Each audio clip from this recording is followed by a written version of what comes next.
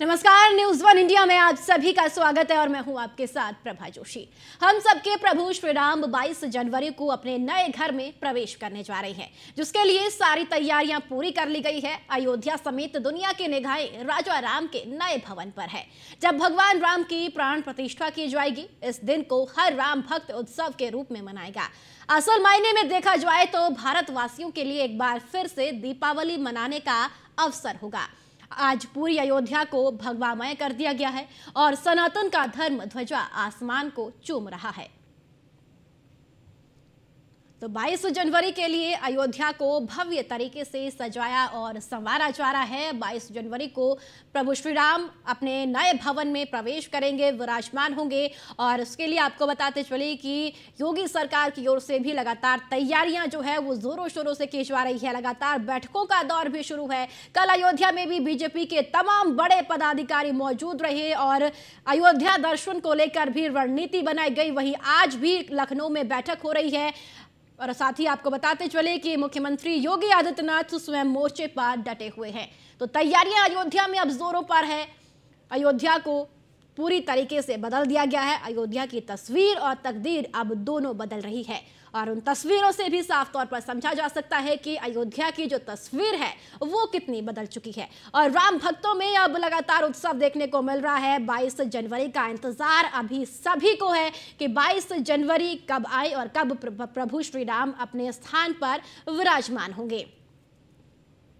तो लगभग जो तैयारियां हैं वह तैयारियां पूरी हो चुकी है। अयोध्या में 15 तारीख से कार्यक्रमों की शुरुआत हो जाएगी। तमाम जो पदाधिकारी है बीजेपी के वो लगातार अयोध्या में पहुंच रहे हैं। लगातार अयोध्या में जो कार्य चल रहे हैं उनका निरीक्षण किया जा रहा है और जल्द से जल्द कार्य पूरा करने के निर्देश भी मुख्यमंत्री योगी आदित्यनाथ की ओर से दिए जा रहे हैं।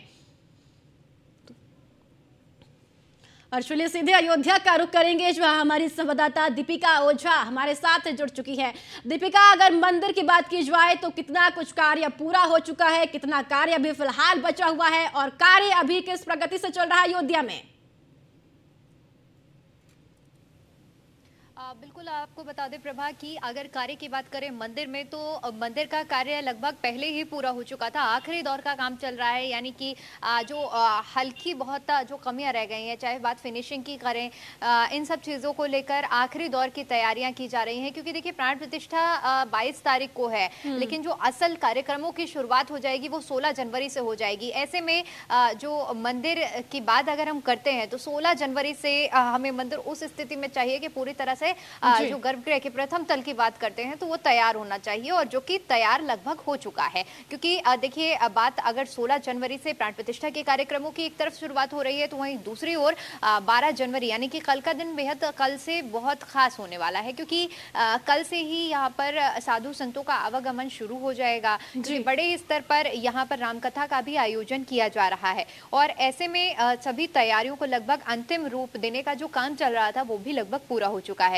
फिलहाल अगर बात करें यहाँ पर, अगर अयोध्या नगरी को जिस तरह से सजाया जा रहा था, संवारा जा रहा था, अगर उनकी तैयारियों की बात करें तो वो काम भी लगभग पूरा हो चुका है। चाहे बात सड़कों के सौंदर्यकरण की हो, दीवारों को चमकाने की हो, या तमाम तरह की जो व्यवस्थाएं की जा रही थी, इन सभी को लेकर हर एक मोर्चे तैयारी पूरी हो चुकी है लगभग। और ये कहा जाए कि दिन रात एक करके इस काम को पूरा किया गया है और अयोध्या नगरी पूरी तरह से 22 जनवरी के लिए तैयार है। जी, अयोध्या में देखिए वीवीआईपी का मूवमेंट रहेगा दीपिका 22 जनवरी को। इस तरीके से अगर रूट की बात की जाए तो रूट प्लान्स किस तरीके से तैयार की जा रही हैं और क्या रूटों को डाइवर्ट किया जाएगा, और साथ ही साथ आम लोगों के जो प्रवेश है वो कब तक अयोध्या में रहेगा?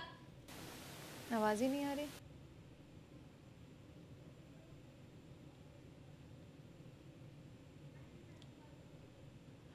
तो चलिए दीपिका तक मेरी आवाज नहीं पहुंच पा रही है। अनिल निषाद भी हमारे संवाददाता हमारे साथ जुड़ चुके हैं। अनिल, देखिए लगातार जो तैयारियां हैं वो जोरों पर है 22 जनवरी को लेकर। कल बीजेपी के तमाम बड़े पदाधिकारी अयोध्या में मौजूद रहे, बैठक हुई। बैठक में किस तरीके से रणनीति बनाई गई?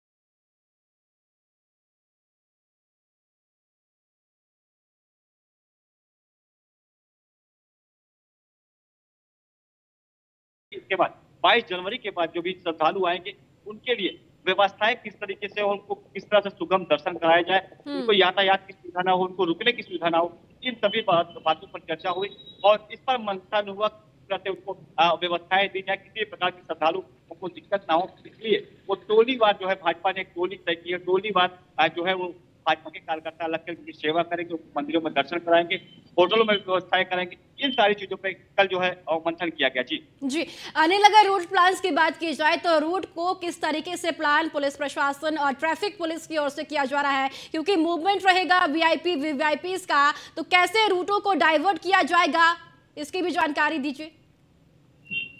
जी बिल्कुल, आपको बता दें कि रूट अभी से ही लगभग डाइवर्ट कर दिए गए, जो है अयोध्या आने वाले वाहनों को अभी से ही रोक दिया गया। बड़े भारी वाहनों को प्रवेश नहीं दिया जा रहा है और जैसे जैसे प्राण प्रतिष्ठा की तारीख नजदीक आती जाएगी वैसे ही रूट और भी डाइवर्ट किया जाएगा। कहीं ना कहीं माना जा रहा है कि 15 जनवरी के बाद जो है वो बाहरी वाहनों का प्रवेश अयोध्या में वर्जित हो जाएगा। इसके साथ साथ जो अयोध्या से अयोध्या आने वाली बैटरी है, छोटे वाहन, उनको भी प्रवेश रोक दिया जाएगा। जी, इसके लिए लगातार आईजी और एसपी लगातार इससे भी मंथन कर रहे हैं और चर्चा कर रहे हैं। जी जी, अगर अनिल सड़कों की बात की जाए तो सड़कों के चौड़ीकरण का कार्य भी चल रहा था, सौंदर्यकरण का कार्य भी चल रहा था, क्या वो पूरा हो चुका है? क्योंकि सड़कों की दीवारों पर चित्रकारी का काम चल रहा था, क्या वो भी पूरा हो चुका है? बिल्कुल, मैं इस समय अयोध्या के टेहरी बाजार में मौजूद हूँ और 22 जनवरी को जब प्रधानमंत्री आएंगे तो हमारे जस्ट पीछे ये ओवर ब्रिज आप देखते हैं नया तैयार हुआ है और इसी का उद्घाटन करेंगे। इसके साथ साथ आपको इस तस्वीरों में दिखाया जा रहा है कि मल्टी लेवल जो पार्किंग बनाई गई है उसका भी जो है प्रधानमंत्री यहाँ करेंगे। कहीं ना कहीं जो श्रद्धालु अयोध्या में आएंगे तो उनके वाहनों को किस तरह से पार्क किया जाए उसकी व्यवस्थाओं के लिए आपने दो पार्किंग बनाई गई और प्रभु श्री राम का एक बड़ा चित्र जो है मल्टी लेवल पार्किंग में किया गया है, जिससे अयोध्या आने वाले श्रद्धालु पूरा राममय किया जाए और उनको पूरी व्यवस्थाएं दी जाए। कहीं ना कहीं रोडों को चौड़ीकरण के साथ साथ आपको तस्वीरें और दिखाना चाहते हैं कि ये हाईवे का वो स्टील की ग्रिलें लगाई गई है, यहाँ भी उनको सजाया गया और अयोध्या की सभी दुकानों पे जो है शटर पे ओम स्वास्तिक सूर्य स्तंभ कहीं ना कहीं राम भगवान से जुड़े हुए चित्रों को उकेरा जाए तो कहीं ना कहीं अयोध्या 22 जनवरी से पहले पूरी तरह राममय हो जाएगी, जिसकी तैयारियां अभी लगभग पूरी कर ली गई हैं। जी जी, बिल्कुल अनिल, आप हमारे साथ बने रहिए। दीपिका भी एक बार फिर से जुड़ चुकी है। दीपिका, आप तक मेरी आवाज पहुंच पा रही है? बिल्कुल प्रभा, आपकी आवाज दीपिका, देखिए अब 22 जनवरी का इंतजार सभी को है, पर्यटक भी लगातार अब अयोध्या पहुंच रहे हैं। कितनी संख्या में फिलहाल अभी पर्यटक और श्रद्धालु अयोध्या पहुंच रहे हैं और कितना अनुमान लगाया जा रहा है कि 22 जनवरी तक कितनी संख्या में श्रद्धालु पहुंचेंगे अयोध्या? बिल्कुल प्रभा, आपको बता दें कि देखिए लोगों का अयोध्या आगमन लगातार जारी है और ऐसे में अभी फिलहाल जो तादाद हमें देखने को मिल रही है, अंदाज़ा लगाया जा रहा है कि 22 जनवरी से पहले पहले ये तादाद बढ़ सकती है और इसी के लिए प्रशासन पूरी तरह से तैयारी भी कर रहा है। हालांकि जो साफ तौर पर निर्देश सामने आए हैं उसमें ये कहा गया कि 20 तारीख के बाद 20 तारीख से लेकर 22 जनवरी तक सिर्फ उन्हीं लोगों को अयोध्या में प्रवेश मिलेगा जिनके पास मंदिर ट्रस्ट की ओर से न्योता पहुंचा है। यानी आप समझिए कि पूरी तरह से प्रतिबंध रहने वाला है और जिन्हें मंदिर ट्रस्ट की ओर से न्योता भेजा गया है वही लोग अयोध्या पहुंच सकते हैं। 20 से लेकर 22 तारीख के अंतराल की हम ये आपको बात बता रहे हैं और अनुमान जिस तरह से 7,000 लोगों को वीवीआईपी को न्योता भेजा गया है। इसके अलावा देखिए बड़ी संख्या में यहाँ पर वो कार सेवक भी पहुंचेंगे जिन्होंने अपनी सेवाएं दी, उनका परिजन भी पहुंचेंगे और इसके साथ ही साथ वो श्रद्धालु जिन्होंने बरसों से इस दिन का इंतजार किया है वो लोग भी पहुंचने वाले हैं। लेकिन कुल जो आंकड़ा कितना होने वाला है इसकी अभी कोई जानकारी सामने नहीं आ रही है कि कितने लोग 22 तारीख के लिए यहाँ पर पहुंच रहे हैं। लेकिन उम्मीद जो है, जो अंदाजा लगाया जा रहा है वो अनुमान के अनुसार बड़ी संख्या में यहाँ पर श्रद्धालु पहुंचने वाले हैं और जिनके लिए तैयारियां पूरी की जा रही हैं। हालांकि प्रधानमंत्री नरेंद्र मोदी की ओर से भी लगातार समय समय पर, चाहे वो जब अयोध्या आए थे बड़ी सौगात देने अयोध्या के रेलवे स्टेशन और एयरपोर्ट की, तब भी उनकी ओर से जिक्र किया गया था कि 22 तारीख को अयोध्या आने का प्लान ना बनाएं, आप जहां भी हैं अपने घरों में, मंदिरों में दीप जलाकर इसे दीपोत्सव की तरह मनाएं, दिवाली की तरह मनाएं। प्रभु श्री राम का जो प्राण प्रतिष्ठा का कार्यक्रम है, देश के किसी भी कोने में आप रहेंगे तो उसका लाइव प्रसारण करने का भी पूरी तरह से तैयारी की गई है। न सिर्फ भारत में बल्कि अमेरिका में भी जो न्यूयॉर्क टाइम्स स्क्वायर में रामलला की जब प्राण प्रतिष्ठा होगी तो उसका सीधा प्रसारण देखने को मिलेगा। अब आप समझिए कि न सिर्फ हमारे भारतवर्ष में बल्कि विदेशों में भी इसकी पूरी तैयारी की जा रही है कि किस तरह से विदेश में जो राम भक्त मौजूद हैं वो कैसे इस लम्हे के साक्षी बन सकते हैं, उसके लिए भी पूरी तरह से तैयारियां की जा रही हैं। तो कुल मिलाकर देखिए तैयारियां हर एक मोर्चे पर हैं कि अगर आप लोग अयोध्या नहीं पहुंच पा रहे हैं तो जिस भी जगह पर मौजूद हैं उस जगह पर प्राण प्रतिष्ठा का जो कार्यक्रम है आप अपने घर में बैठकर या जिस भी जगह पर मौजूद हैं वहां पर सीधा प्रसारण देख सकते हैं। और जब एक बार रामलला विराजमान हो जाएंगे गर्भगृह में, उसके बाद 23 तारीख से सभी के लिए दर्शन के लिए मंदिर को खोल दिया जाएगा और तब अनुमान लगाया जा रहा है कि एक बड़ी संख्या होने वाली है रामलला के दर्शन करने के लिए। क्योंकि जब मंदिर ट्रस्ट से बात करने की कोशिश की गई थी तो उनकी ओर से जानकारी दी गई थी कि 70,000 एक अनुमानित संख्या है जो एक समय में 12 से 14 घंटे के अंदर दर्शन कर सकती है। अब 12 से 14 घंटे का समय लगेगा जब ये 70,000 की संख्या एक दिन में दर्शन करेगी। अब आप समझिए कि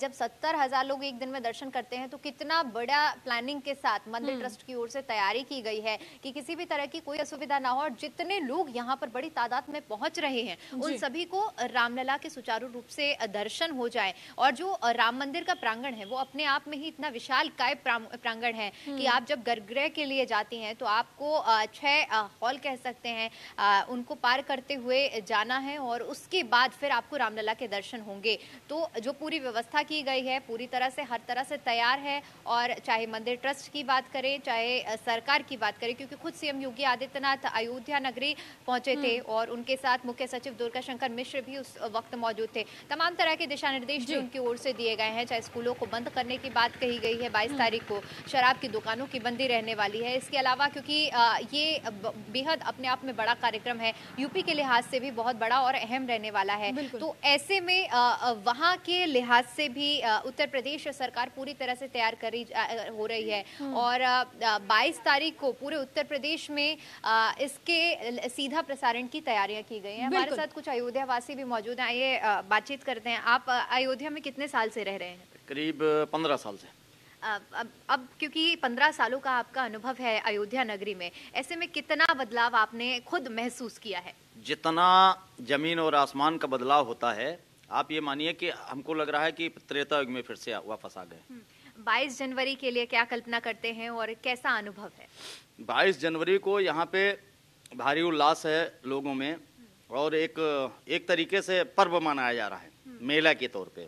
दुनिया के सारे लोग आएंगे, हम लोग यहाँ पे जश्न में डूबे हुए हैं लगातार। और 22 तारीख का तो बहुत बेसब्री से इंतजार है इस धरती पे। और विकास को लेकर तो इतना ज़्यादा काम चल रहा है। अयोध्या में आपने देखा होगा अगर आए हैं, कोई गली कूचा बच नहीं रहा है जहाँ पे काम नहीं हो रहा है। ये अयोध्या बदल गई है, एकदम दिल्ली और मुंबई के तर्ज पे चल रही है इस समय। बिल्कुल बदलाव पूरी तरह से देखने को मिल रहा है। आपसे समझना चाहूंगी क्योंकि बदलाव का तो हर कोई जिक्र कर रहा है, लेकिन क्या इस बदलाव की वजह से आम जनमानस है उनको लाभ पहुंचा है? क्या विकास की वजह से रोजगार के अवसर बढ़े हैं, पर्यटन के अवसर बढ़े हैं? आप अयोध्या वासी होने के नाते क्या ये महसूस करते हैं? बहुत अच्छा है, विकास तो इतना ज़्यादा है कि छोटे छोटे जो दुकानदार हैं वो भी खुश हैं यहाँ, क्योंकि आने वालों लोगों की जो जनसंख्या है वो राम भक्तों की बहुत ज़्यादा बढ़ रही है और उत्साह इतना है कि जो अब शायद हम लोगों के जीवन में दोबारा ऐसा अवसर ना मिले। इतना ज़्यादा उत्साह है, लोग अपना छोटा छोटा घर जो है उसको भी इतना सुंदरता के साथ पल्लों से, फूलों से, गजरों से सजा रहे हैं कि कोई भी राम भक्त आ जाएगा तो हम अपने यहाँ ही रखेंगे, शरण देंगे उन लोगों को हर तरह से उनकी जितनी हो सके सेवा करेंगे। और इस सेवा भाव से और यहाँ सरकार भी उसी क्रम में लगी हुई है। हर गली कूचे सबको इतना ज्यादा व्यवस्थित और सुसज्जित किया जा रहा है कि आने वाले राम भक्तों को अच्छी तरह से जितनी हो सके ज्यादा सेवा दी जाए। और इसके साथ साथ सब लोगों का रोजगार भी जुड़ रहा है, कोई छोटा छोटा काम समोसे का, कोई क्या का, कोई नाश्ते का, हर जगह पर सिस्टम से जो सरकार की जो जिस तरह से जहाँ जहाँ उनको दिया जा रहा है उस हिसाब से छोटे छोटे स्टॉल लगा करके उनकी सेवा के लिए लोग तत्पर, उससे रोजगार बढ़ रहा है, लोगों के काम करने की इच्छा भी बढ़ रही है, सेवा भाव से लोग कर रहे हैं। और इसके साथ साथ यहाँ एयरपोर्ट हो जाने की वजह से तमाम लोगों को जो गाड़ियाँ हैं, गाड़ियाँ लेकर के पहुँचना, गाड़ी की व्यवस्था और उनको और सुविधाएं लेना, क्योंकि जो लोग बाहर से आएंगे उनको रोटी पानी की इसकी भी जरूरत अच्छा, है। संघर्ष 500 सालों का रहा है और 500 सालों का जब संघर्ष पूरा होता है तो चाहे यहाँ के बड़े बुजुर्ग हों या फिर अयोध्या वासी, एक अलग ही एक भावनाएं जुड़ी हैं। ऐसे में मैं आपसे समझना चाहूंगी कि उन भावनाओं को आप जब यहाँ लोगों से चर्चा करते होंगे, बातचीत करते होंगे, वो कैसे व्यक्त करते हैं? बहुत ही अनुभव होता है और बहुत अच्छा लगता है, क्योंकि ये अनुभूति का विषय है और भगवान की ऐसी कृपा है कि हम लोग इसके साक्षी बन रहे हैं और ये शब्दों में इसका वर्णन नहीं किया जाता। इतनी खुशी है कि शब्दों में इसका वर्णन नहीं किया जा सकता है। और अयोध्या में हर गली कूचे सब जितने जिस सजावट हो रही है और लोगों को विकास का कार्य मिल रहा है, हर चीजें हो रही हैं, तो इसमें जो अनुभूति है वो कहने का शब्द नहीं है। हाँ, कि इतनी अनुभूति हो रही है। हमारे साथ बहराइच से एमएलए माधुरी जी भी मौजूद हैं। मैं श्रावस्ती से लोकसभा की, आप उसको रीएडिट कर लीजिए। श्रावस्ती से माधुरी सिंह त्रिपाठी जी हमारे साथ मौजूद हैं, बीजेपी से हैं। माधुरी जी, क्योंकि देखिए भारतीय जनता पार्टी से आप जुड़ी हुई हैं, ऐसे में अब जब बरसों का संघर्ष चाहे कितनी भी समितियों की ओर से किया गया है, लेकिन इस बात से नकारा नहीं जा सकता है कि भारतीय जनता पार्टी का एक बड़ा योगदान रहा है। अब ऐसे में जब वो मूर्त रूप हो रहा है तो एक पार्टी के कार्यकर्ता, नेता होने के तौर पर आपकी भावनाएं मैं समझना चाहूँगी। देखिए, ये बहुत ही ऐतिहासिक क्षण है और जो है 500 वर्षों के बाद ये समय मिला है, और वो भी तब जब नरेंद्र मोदी गद्दी पर हैं, भारत की गद्दी पर हैं। तो भगवान ने भी खुद के लिए कैसा समय चुना है, जब सत्ता नरेंद्र मोदी जी की है तभी उनकी भी जो है एक तरीके से कहें तो राज्याभिषेक राम का भी हो रहा है, प्राण प्रतिष्ठा हो रही है। और आपने कहा कि भारतीय जनता पार्टी का योगदान, ये सच है कि हमारी सरकार के दबाव की वजह से सुप्रीम कोर्ट में तेजी हुई और स्ट्रेटजी बनी और उसके बाद जल्दी फैसला आया, ये सच है। लेकिन इसके पहले मैं आपको बताना चाहूँगी कि इसका एक लंबा संघर्ष पूरे भगवा परिवार का रहा है। विश्व हिंदू परिषद का गठन ही लगभग इसी उद्देश्य से हुआ था कि राम मंदिर का आंदोलन कैसे तेजी से बढ़ाया जाए। उसके बाद बजरंग दल का, उसके बाद पूरे देश भर में देखा होगा आपने, राष्ट्रीय स्वयंसेवक संघ के जगह जगह कार्यकर्ताओं ने कई कार्यक्रम लिए। बहुत बड़ा संघर्ष रहा। विश्व हिंदू परिषद ने धर्म संसद शुरुआती दिनों में आयोजित की। उसके बाद भारतीय जनता पार्टी ने इसके लिए रथ यात्रा की। पूरे भगवा परिवार का एक बहुत बड़ा कंट्रीब्यूशन रहा और सबका अपना अपना संघर्ष रहा और सबसे अधिक संघर्ष विश्व हिंदू परिषद का रहा। तो अब जब ये संघर्ष पूरा हुआ है, अब ऐसे में क्योंकि तैयारियां जोरों पर हैं और पूरे हर एक मोर्चे पर तैयारी की जा रही है, 22 जनवरी के लिए वैसे तो लगातार खबरें सामने आ रही हैं कि रोजाना कुछ ना कुछ नया प्लान किया जा रहा है। आपसे समझना चाहूंगी कि क्या विशेष है, क्योंकि अयोध्या से सटे क्षेत्रों से आप भी ताल्लुक रखती हैं। देखिए, पूरे इस देवी पाटन मंडल का अवध क्षेत्र का विकास होता हुआ दिख रहा है। चारों तरफ जो जितना पैसा अयोध्या में आ रहा है, चाहे सरकारी योजनाओं के माध्यम से आ रहा हो या लोगों ने दान दिया है उसके माध्यम से आ रहा है, मंदिर बन रहा है, लोग आवागमन कर रहे हैं और देखने आ रहे हैं, तो ये विश्व का एक बहुत ही प्रसिद्ध स्थान बनने वाला है। इसके चलते यहाँ पे टूरिज्म का बहुत बड़ा डेवलपमेंट होगा और जहाँ भी लोगों का आवागमन होने लगता है वहाँ पे औद्योगिकरण अपने आप होने लगता है और तरीके की इंडस्ट्रीज, उससे जुड़े रोजगार और तमाम साधन संसाधन बढ़ते चले जाते हैं, तो क्षेत्र की तरक्की होनी तय है, इसमें तो कोई संदेह नहीं है। लेकिन मैं आपका ध्यान इस बात पे लाना चाहती हूँ कि तमाम राजनीतिक दल इसका विरोध कर रहे हैं। बिल्कुल, मेरा अगला सवाल वही होने वाला था, क्योंकि मंदिर के जो विवादित ढांचे से लेकर मंदिर बनने तक, यानी वर्डिक्ट से लेकर आधारशिला रखने तक, और आज जब मंदिर बन गया है तब भी उसे विरोध का सामना करना पड़ा है। कई तरह के बयान सामने आए, चाहे मंदिर अस्पताल से कंपैरिजन किया जा रहा है, चाहे जमीन को लेकर विवाद जो रहा है। इस विवाद पर भी मैं आपसे समझना चाहूंगी। देखिए, अपने शास्त्रों में लिखा गया है कि हानि लाभ जीवन मरण यश अपयश विधि हाथ, यानी विधि के हाथ में है कि किसको यश मिलता है और किसको अपयश मिलता है। तो ये विधि के हाथ में था कि जब नरेंद्र मोदी की सत्ता केंद्र में थी तभी ये तय हुआ कि तभी ये हो पाया, चाहे सुप्रीम कोर्ट के भरोसे से हो पाया या न्याय के रास्ते से हो पाया या संघर्ष के रास्ते से हो पाया, लेकिन हो कब पाया? हो पाया जब नरेंद्र मोदी जी की गद्दी थी भारतीय जनता पार्टी। बिल्कुल दीपिका, देखिए अब तैयारियां जोरों पर है और तमाम जो बीजेपी के नेता है वो अयोध्या पहुंच रहे हैं और तमाम तैयारियों का जायजा भी ले रहे हैं। तो 22 तारीख का इंतजार अब सभी को है। बहुत बहुत शुक्रिया दीपिका आपका, और अनिल आपका भी बहुत बहुत शुक्रिया जानकारी और तस्वीरें साझा करने के लिए। और चलिए इसी के साथ इस खास कार्यक्रम में इतना ही, मुझे दीजिए इजाजत, नमस्कार।